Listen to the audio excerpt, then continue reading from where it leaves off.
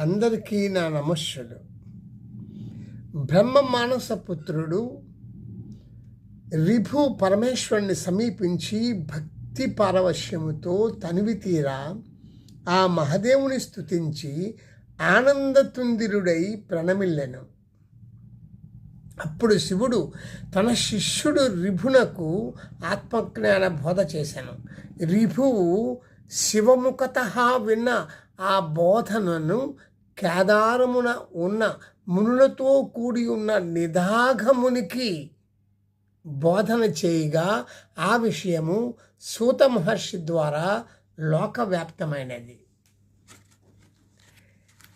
రిభు మునులను ఉద్దేశించి మొదటిగా అతను ఏమని బోధ చేశారంటే, ఇది అనాత్మ అని చేయబడిన ప్రసంగము కానీ అనాత్మగా చెప్పబడు మనస్సు కానీ అనాత్మగా చెప్పబడే ప్రపంచము కానీ లేనే లేవు. అనాత్మ అన్నదే లేదు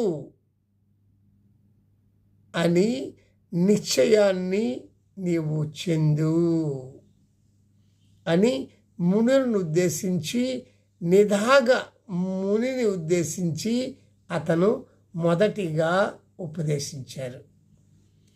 దాని అర్థము ఏమిటంటే, ఫస్ట్ పాయింట్, ప్రసంగము నేను చేస్తున్నాను, బోధన చేస్తున్నాను, ఇది ఆత్మశక్తి. ఆత్మ నాలో మనస్సు, ఈ మనస్సు కూడా ఆత్మ యొక్క అతిశయ శక్తి. ఈ ఆత్మ నాలో జీవాత్మగా ఉండి నాతో ఇలా పలికిస్తుంది.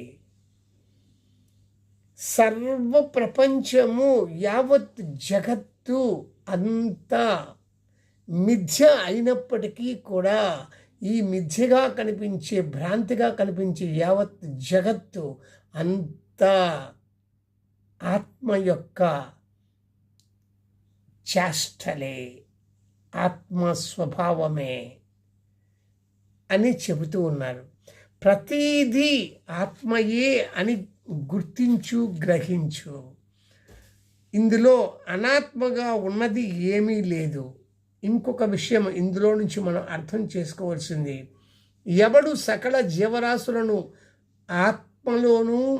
ఆత్మను సకల జీవరాశుల్లోనూ దర్శిస్తాడో అతడు ఎవరిని ద్వేషించడు.